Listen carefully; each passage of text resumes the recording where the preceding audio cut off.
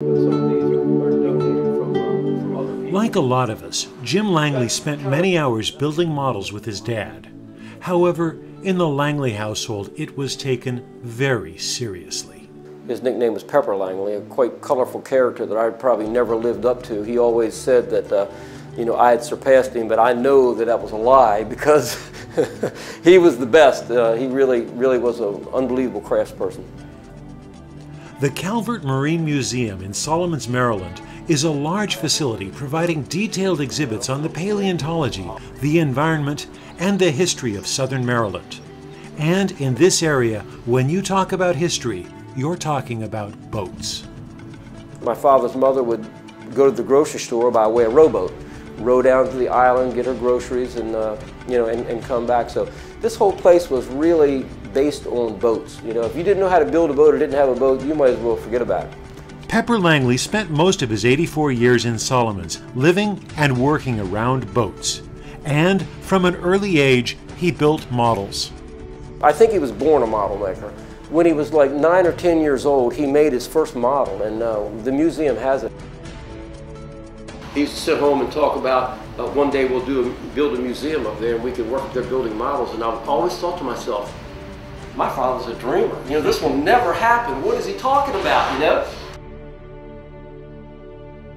Although it sounds like a childhood dream, Jim Langley was over 30 when he went to work beside his father building model boats for the new museum.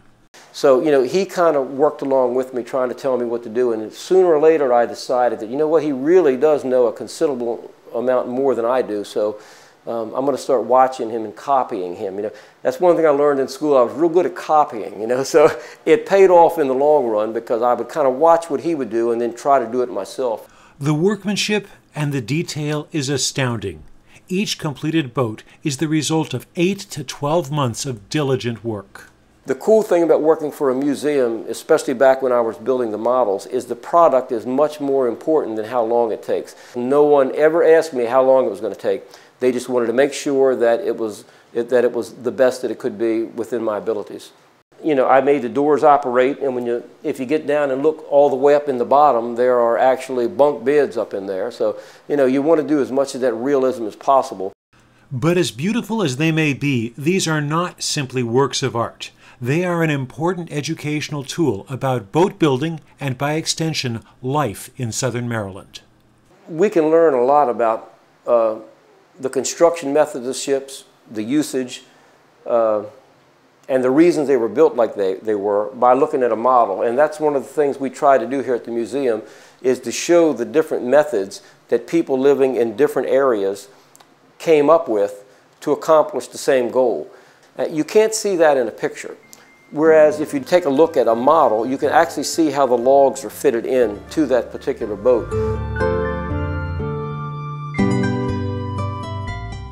We leave one side open kind of for an exploded view so you can look down inside and see how they were built. We also pay particular attention to the kinds of wood, the color of the wood, and the scale of the grain when we put them together.